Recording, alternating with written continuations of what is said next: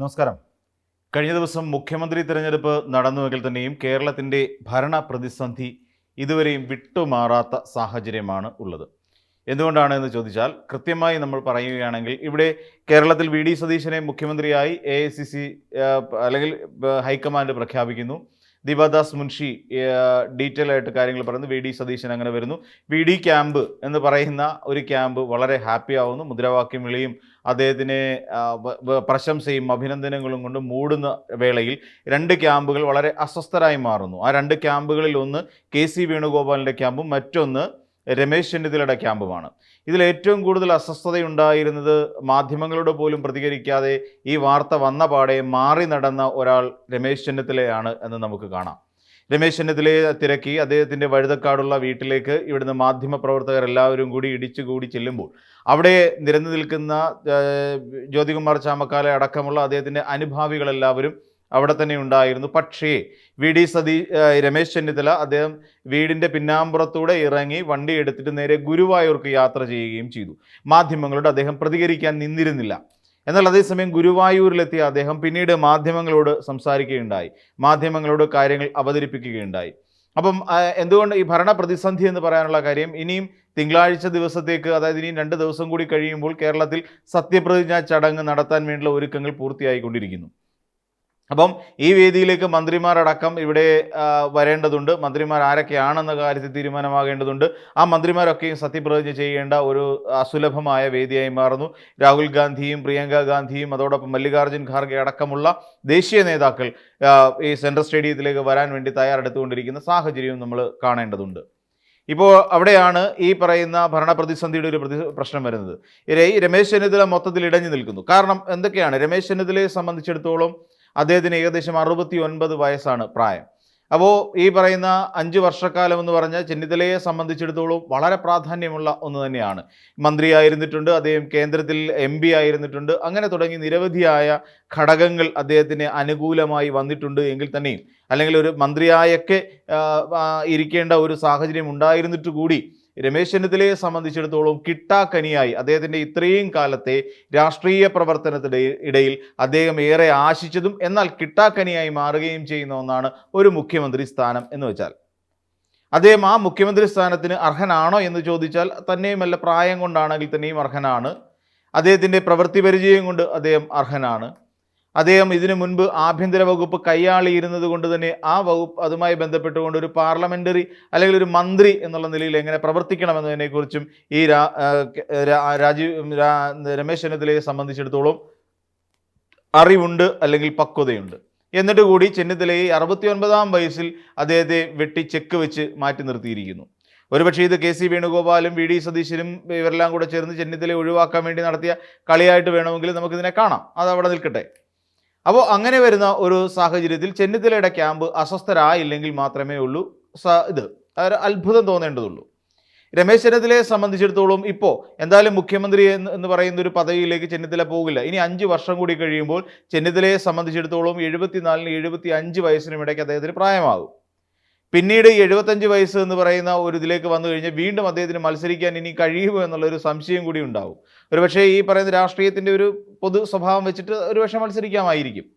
അപ്പോൾ എന്നിരുന്നാൽ തന്നെയും ആ വരുന്ന 5 വർഷക്കാലം UDF ഭരിക്കും എന്നുള്ള കാര്യത്തിൽ, അല്ലെങ്കിൽ UDFന് ഭൂരിപക്ഷം കിട്ടും എന്നുള്ള കാര്യത്തിൽ യാതൊരു ഉറപ്പും അവകാശപ്പെടാൻ കഴിയാത്ത സാഹചര്യം ഇതാ ഇപ്പോൾ മുതൽ തുടങ്ങുകയാണ്. അപ്പോൾ ഇങ്ങനെയൊക്കെ വരുമ്പോൾ ചെന്നിത്തലയെ സംബന്ധിച്ചിടത്തോളം ഇനിയും ഒരു മുഖ്യമന്ത്രി സ്ഥാനം ബാലികേറ മലയായി അവശേഷിക്കുകയും ചെയ്യും. അപ്പോൾ ഇത്തവണ എന്തായിരുന്നാലും അതിനുള്ള ഒരു പോസിബിലിറ്റി ഇല്ല. അതുകൊണ്ട് തന്നെ ചെന്നിത്തല കുറച്ച് കടുപ്പിക്കാൻ തീരുമാനിച്ചിരിക്കുകയാണ്.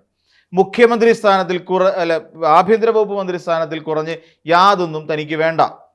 ഒരുപക്ഷേ ഞാൻ ആ മന്ത്രിസഭയിൽ ഉണ്ടാകില്ല എന്ന് മാത്രമല്ല, MLA സ്ഥാനം ഹരിപ്പാട് നിന്ന് ലഭിച്ച അതുപോലും രാജിവെച്ചുകൊണ്ട് താൻ പ്രതിഷേധിക്കും എന്നുള്ളത് തന്നെയാണ് ചെന്നിത്തല ഉയർത്തിക്കൊണ്ടിരിക്കുന്ന, അല്ലെങ്കിൽ അദ്ദേഹവുമായി അടുത്ത വൃത്തങ്ങളിൽ നമുക്ക് ലഭിക്കുന്ന സൂചന.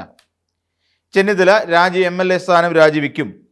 അപ്പോൾ അദ്ദേഹം മുന്നോട്ട് വെച്ചിരിക്കുന്ന ഉപാധികൾ എന്തൊക്കെയാണെന്ന് വെച്ചാൽ, ജോസഫ് വാഴക്കൻ എന്ന് പറയുന്ന അദ്ദേഹത്തിൻ്റെ, അതായത് ചെന്നിത്തലയുടെ അതിവിശ്വസ്തനായ നേതാവിനെ KPCC അധ്യക്ഷ പദവിയിലേക്ക് എത്തിക്കണം എന്നുള്ളതാണ് അദ്ദേഹം ഉയർത്തുന്ന ഏറ്റവും പ്രധാനപ്പെട്ട മറ്റൊരു ആവശ്യം. അതായത് ആഭ്യന്തര വകുപ്പ് മന്ത്രിയായിരിക്കുകയും വേണം, അതോടൊപ്പം അദ്ദേഹത്തിൻ്റെ ഏറ്റവും അടുത്ത അനുയായിയായ ജോസഫ് വാഴക്കിനെ അതിലേക്ക് കൊണ്ടുവരികയും വേണം. കാര്യം ജോസഫ് വാഴക്കിനെ അവിടെ ഡേറ്റ് മാനൂരിട്ട് തേച്ചൊട്ടിച്ച കാര്യമൊക്കെ നമുക്കറിയാം. അപ്പോൾ അത്തരം സാഹചര്യം ഒക്കെ ഉള്ളത് കൊണ്ട് തന്നെ ജോസഫ് വാഴക്കൻ പോസ്റ്റർ വരെ അടിച്ചു വെച്ചതാണ് തെരഞ്ഞെടുപ്പിൽ മത്സരിക്കാൻ. എന്നിട്ട് കൂടി അദ്ദേഹത്തിൻ്റെ പേര് അവിടെ ഹൈക്കമാൻഡ് വെട്ടി. അപ്പം ഈ പ്രതിസന്ധി തുടരുന്നതുകൊണ്ട് അദ്ദേഹത്തെ എത്രയും പെട്ടെന്ന് KPCC അധ്യക്ഷനായി നിയമിക്കുക. അദ്ദേഹം സീനിയർ ആയിട്ടുള്ള ഒരു നേതാവ് കൂടിയാണ് ജോസഫ് വാഴക്കൻ. ഈ രണ്ട് ആവശ്യങ്ങളാണ് ചെന്നിത്തല മുന്നോട്ട് വെച്ചിരിക്കുന്നത്. കാരണം അദ്ദേഹം പ്രായം കൊണ്ടാണെങ്കിലും സീനിയറാണ്, രാഷ്ട്രീയ പ്രവർത്തന പരിചയം കൊണ്ടും അദ്ദേഹം സീനിയറാണ്. ഒരു മുതിർന്ന രാഷ്ട്രീയ പ്രവർത്തകൻ എന്നുള്ള നിലയിലേക്ക് രമേശ് ചെന്നിത്തല മാറുകയും ചെയ്യുന്നു. തന്നോടൊപ്പം നിരവധി അണികൾ കൂടിയുണ്ട് എന്നുള്ള ഒരു യാഥാർത്ഥ്യം കൂടി രമേശ് ചെന്നിത്തല മനസ്സിലാക്കുകയും ചെയ്യുന്നു. ഇവിടെയാണ് ഒരു പ്രധാനപ്പെട്ട ഒരു പ്രശ്നം ഉരുത്തിരിഞ്ഞു വരാൻ പോകുന്നത്. ചെന്നിത്തലയുടെ അനുയായികൾ ആരെങ്കിലും അതിനകത്ത് എത്തിപ്പെട്ടിട്ടുണ്ടെങ്കിൽ അവരെ സംബന്ധിച്ചിടത്തോളം മന്ത്രിസഭാ രൂപീകരണ വേളയിൽ അദ്ദേഹം നമ്മൾ ആലോചിച്ച് വയ്ക്കുക, പാർലമെന്ററി പാർട്ടി യോഗം പോലും ഒഴിവാക്കിക്കൊണ്ടാണ് അദ്ദേഹം ഗുരുവായൂർക്ക് പോയത്. അതിന് അദ്ദേഹം പറയുന്നത് ഞാൻ എല്ലാ മാസവും 1-ാം തീയതി ഗുരുവായൂർ ക്ഷേത്ര സന്ദർശനം നടത്തും എന്നാണ് പറയുന്നത്. പക്ഷേ അതൊക്കെ അദ്ദേഹത്തിൻ്റെ വ്യക്തിപരമായ കാരണങ്ങൾ. പക്ഷേ പാർട്ടി ഇത്രത്തോളം വിജയിക്കുകയും ഒരു പുതിയ മന്ത്രിസഭ അധികാരമേൽക്കാൻ പോകുന്നു, വലിയ ഒരുപാട് സുപ്രധാനമായ കാര്യങ്ങൾ പാർട്ടിക്കുള്ളിൽ അല്ലെങ്കിൽ സർക്കാർ എന്നുള്ള നിലയിൽ നിന്ന് തീരുമാനിക്കേണ്ട സാഹചര്യം ഉണ്ടാകുന്നു. അപ്പം ഇത്തരത്തിലുള്ള സാഹചര്യങ്ങൾ പരിഗണിച്ചുകൊണ്ട് രമേശ് ചെന്നിത്തല ഒരു മുതിർന്ന നേതാവ് എന്നുള്ള നിലയിൽ കാണിക്കേണ്ട ഒരു മര്യാദ ചെന്നിത്തല കാണിച്ചില്ല എന്നൊരു വിമർശനം കൂടി നമുക്ക് ഉന്നയിക്കേണ്ടി വരും.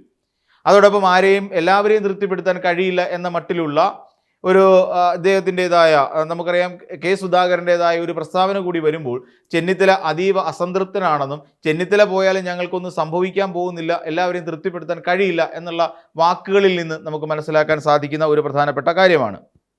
ഇവിടെയാണ് നമ്മൾ മനസ്സിലാക്കേണ്ടത്. പിന്നെ അതോടൊപ്പം തന്നെ ഇത്തരം കാര്യങ്ങളെല്ലാം ഈ ഹൈക്കമാൻഡുമായി കാര്യങ്ങളൊക്കെ സംസാരിച്ചിട്ടുണ്ട്. അതുകൊണ്ട് ഹൈക്കമാൻഡ് ഇത്തരം കാര്യങ്ങളിൽ തീരുമാനമെടുത്ത് അറിയിക്കേണ്ടതുണ്ട്. അപ്പം അവർ അറിയിച്ചു കഴിഞ്ഞാൽ ഉടൻ തന്നെ ചെന്നിത്തലയുടേതായ ചില തീരുമാനങ്ങളിലേക്ക് പോകാനുള്ള സാധ്യതയുമുണ്ട്. അപ്പോൾ അങ്ങനെയുള്ള സാധ്യതകൾ കൂടി പരിഗണിക്കുമ്പോൾ ഈ മന്ത്രിസഭാ രൂപീകരണം എന്നുള്ളത് ഒരു കീറാമുട്ടിയായി മാറും എന്നുള്ള കാര്യത്തിൽ യാതൊരു സംശയവുമില്ല. ഇതുവരെ നമ്മൾ അനുഭവിച്ചു കൊണ്ടിരുന്ന ഒരു ഭരണപരമായ ഒരു അസ്ഥിരത തുടർന്നുണ്ടാകാനുള്ള സാധ്യതയാണ് ഈ 2 ദിവസങ്ങളിൽ ഇനിയും ഒരുപക്ഷെ മുഖ്യമന്ത്രി തെരഞ്ഞെടുപ്പിനേക്കാൾ വലിയ തോതിലുള്ള ഇതിൻ്റെ ഒരു അന്തിമമായി തീരുമാനമെടുക്കുന്നത് ഹൈക്കമാൻഡാണ് എന്നൊക്കെ പറഞ്ഞു വെക്കുന്നുണ്ടെങ്കിൽ തന്നെയും മന്ത്രിമാരെ തീരുമാനിക്കാനുള്ള സാവകാശവും അവകാശവും മുഖ്യമന്ത്രി എന്ന നിലയിൽ തിരഞ്ഞെടുക്കപ്പെട്ട VD സതീശനാണ് എന്നിരിക്കലും ഈ പറയുന്ന ഒരു തിരികിക്കയറ്റൽ എപ്പോഴും ഇതിനുള്ളിൽ ഉണ്ടാകാനുള്ള സാധ്യതയുണ്ട്. അപ്പം തന്നെയുമല്ല, ഈ പറയുന്ന നമ്മൾ നോക്കിക്കഴിഞ്ഞാൽ 3 MLA-മാർക്ക് ഒരു മന്ത്രി, അങ്ങനത്തെ ഒരു റേഷ്യോ വെച്ചിട്ടൊക്കെ പോകാനുള്ള ഒരു പ്ലാനിങ് ഒക്കെ VD സതീശൻ നടത്തുന്നുണ്ട്. അപ്പോൾ ഇങ്ങനെ തുടങ്ങി ഒരു ഭരണപരമായ ഒരു അസ്ഥിരതയിലേക്ക് കാര്യങ്ങൾ നീങ്ങാനുള്ള സാധ്യത ആണ് നമ്മൾ കാണുന്നത്. ചെന്നിത്തലയെ സംബന്ധിച്ചിടത്തോളം, ചെന്നിത്തല എന്നുള്ള വ്യക്തിയെ അല്ലെങ്കിൽ നേതാവിനെ സംബന്ധിച്ചിടത്തോളം നിലവിൽ അദ്ദേഹം ഉയർത്തിക്കൊണ്ടിരിക്കുന്ന ആവശ്യങ്ങളൊക്കെ ന്യായമാണ് എന്ന് തന്നെ പറയേണ്ടി വരും. എന്തുകൊണ്ടാണെന്ന് ചോദിച്ചാൽ VD സതീശൻ 2001 കൂടിയാണ് അദ്ദേഹം MLA ആയി വരുന്നത്. പക്ഷേ അതിനും ഏറെക്കാലം മുൻപ് തന്നെ രമേശ് ചെന്നിത്തല ഒരു നിയമസഭാ സാമാജികൻ എന്നുള്ള നിലയിലും രാഷ്ട്രീയ പ്രവർത്തകൻ എന്നുള്ള നിലയിലും അത്യാവശ്യം ശ്രദ്ധ പിടിച്ചു പറ്റിയ ഒരു നേതാവാണ് എന്ന് നമുക്കറിയാം. അതാണ് അദ്ദേഹത്തിന് KPCC അധ്യക്ഷനായിരുന്ന് ഉള്ള ഒരു പരിചയ സമ്പത്തും അദ്ദേഹത്തിൻ്റെതായുണ്ട്.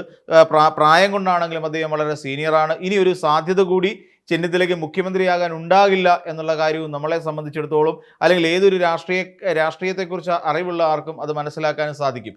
ഇപ്പോൾ തന്നെ പുതിയ തലമുറക്കാരൊക്കെ വന്നുകൊണ്ടിരിക്കുന്ന ഒരു സാഹചര്യമാണ്. അപ്പം അങ്ങനെ നിലവിലൊരു വലിയ പ്രതിസന്ധിയിലേക്കാണ് പോകുന്നത്.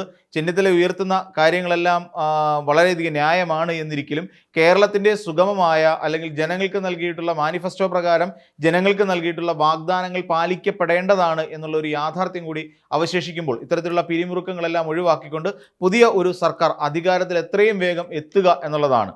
അതോടൊപ്പം എനിക്ക് തോന്നുന്നു ഈ രമേശ് ചെന്നിത്തലയെ മുഖ്യമന്ത്രി സ്ഥാനത്ത് നീക്കിയത്, ഹൈക്കമാൻഡ് ഇടപെട്ടുകൊണ്ട് നീക്കിയതിൻ്റെ ഒരു പിന്നിൽ പ്രവർത്തിച്ചത് മുസ്ലിം ലീഗാണ് എന്ന് കരുതിക്കൊണ്ട് NSSൻ്റെ ഒരു വലിയ അടുപ്പമുള്ള ഒരാളാണ് രമേശ് ചെന്നിത്തല. അപ്പോൾ NSSൻ്റെതായ ഒരു പ്രതിഷേധം ഇക്കാര്യത്തിൽ ഇപ്പോൾ സർക്കാരിനെതിരായി ഉണ്ടായിട്ടുണ്ട്. നമുക്കറിയാം VD സതീശൻ എന്ന് പറയുന്ന ഒരു വ്യക്തി NSSൻ്റെ സുകുമാരൻ നായരെ സംബന്ധിച്ചിടത്തോളം അദ്ദേഹത്തെ ചതുർത്ഥി കാണും പോലെയാണ് കാണുന്നത്.